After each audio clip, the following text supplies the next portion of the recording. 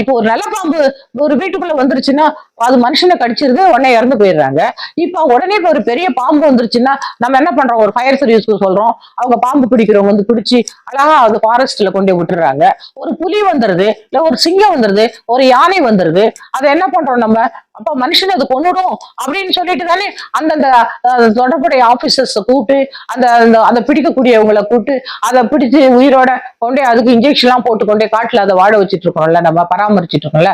அந்த மாதிரி தானே பெட்டு டாகா இருந்தாலும் சரி, ரோட்ல திரியிற நாய் வந்துட்டு எல்லாரையும் கடிக்காது, அதனால நம்ம அது வந்து ஒரு வீட்டு விலங்கா வளர்க்கிறோம். அந்த வீட்டு விலங்கு வந்துட்டு பாதுகாக்கிறது வந்துட்டு எல்லாரும் அந்த காலத்துல சாப்பாடு வைப்பாங்க. இப்ப யாரும் சாப்பாடு வைக்கிறதே கிடையாது. எல்லாரும் ஸ்ட்ரீட் டாக்னு அதை நம்ம விட்டுறோம் பட்டினியா. அது போறவங்களால கடிக்குது. அதுக்கு அரசாங்கம் தானே முடிவு எடுக்கணும்.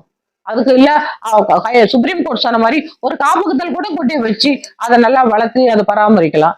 நிறைய வயசான நாய், சொறி பிடிச்ச நாய்கள், வெறி பிடிச்ச நாய்கள் இருக்கு. காப்பகத்துல விடக்கூடாதுன்னு தானே இப்போ போராட்டம் எல்லாம் பண்றாங்க.